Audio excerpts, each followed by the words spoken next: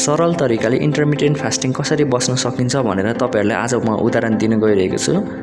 तपाईहरुलाई चाहिँ बिहानको 11 बजेदेखि बेलुकाको 7 बजेसम्मको खाने विन्डोको बारेमा सिकाउन गइरहेको छु। हजुरहरुले बिहानको लन्चदेखि यो फास्ट ब्रेक गरे हुन्छ। बिहानको लन्चमा होटलमा चना दिने कचौराको 1.5 कचौरा भात, जुनै चामलको भात खाए पनि त्यति नै, त्यसमा 1 कचौरा जति नै दाल अथवा पातलो छ भने 2 कचौरा जति दाल, अनि कुन सागसब्जी मन पर्छ प्रशस्त त्यसमा राख्ने, लगभग खाना बराबर अथवा खानाभन्दा धेरै सागसब्जी राखे पनि हुन्छ। अनि कहिलेकाहीँ अन्डा अथवा दुध दही अथवा माछा मासु 3-4 पिस जति पनि खान सकिन्छ खानासँग।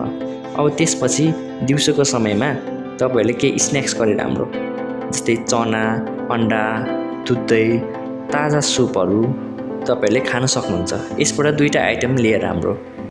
फलफुल पनि यो डाइटमा राख्न सकिन्छ, जस्तै पानीवाला फलफुल स्याउ, सुन्तला, खरबुजा, नास्पाती जस्तो ठुले पाउनुहुन्छ।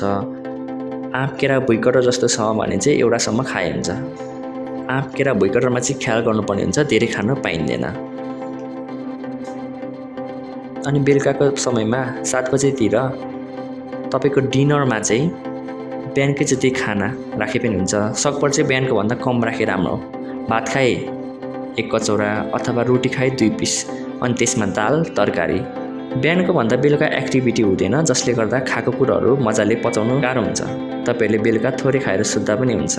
अब तपाईको जुन बिहानको 11 बजेदेखि अगाडि र बेलुकाको 7 बजे भन्दा पछाडिको फास्टिङ पिरियडमा चाहिँ क्यालोरी नदिने खानेकुरा, जस्तै कागती पानी, दालचिनी पानी, कालो चिया, कालो कफी र फास्टिङ बसेको समयमा प्रशस्त पानीहरू पिउन सक्नुहुन्छ। यदि प्रेसर लो छ भने अलिअलि बिरेनुन खाएर बस्दा पनि हुन्छ।